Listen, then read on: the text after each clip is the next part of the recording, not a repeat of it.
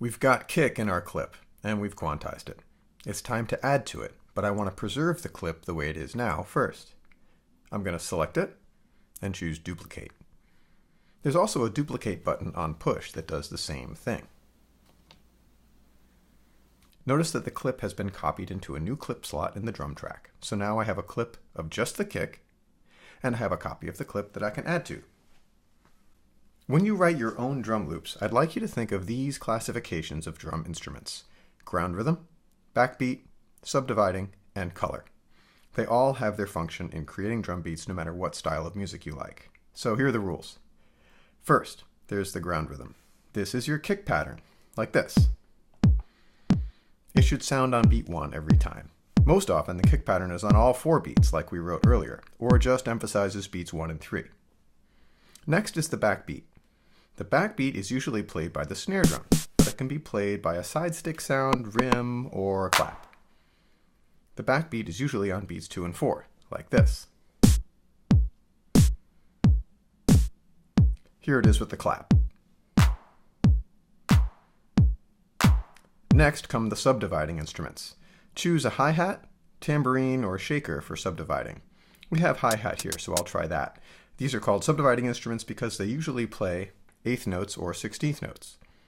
I'll play kick and hi-hat.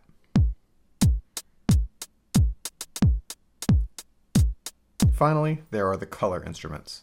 These include crash cymbals, toms, and almost everything else. They should be used sparingly, and they do add some color and some variety to your beat. Here's an example.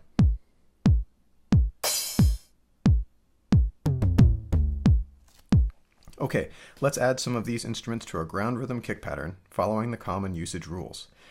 The backbeat is on 2 and 4, so I'm going to record that with the snare drum. Before I do, notice that these drum pads are arranged with finger drumming in mind. There are 2 snare drum sounds to simulate left and right sticking. Fun. My metronome is set for a 1-bar count-off, so here we go.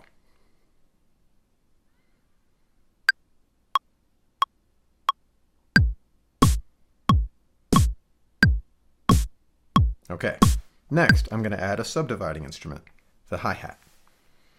A real hi-hat has 2 cymbals held together on a stand that can be opened and closed with a foot pedal, or they can be hit with a drumstick.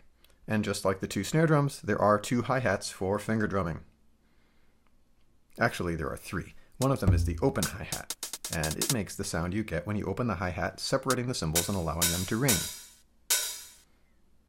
Okay, let's record some hi-hat.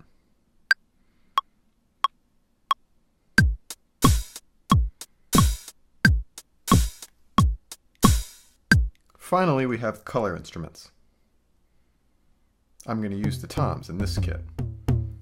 Notice they're once again arranged for finger drumming from high to low.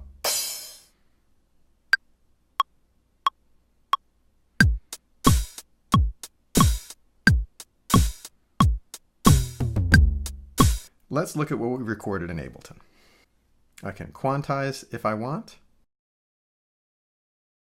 I can add or delete notes. And I can duplicate this pattern and further edit any of this as much as I want.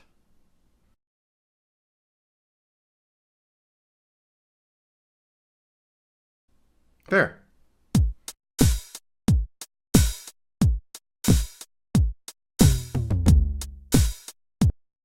Once you have your drum loop completed, go to File, Save Live Set. Call it Drum Loop 1 and your name, and then email it to me for credit. In your email, tell me what sounds you used for your ground rhythm, your backbeat, your subdividing, and your color instruments. Good luck!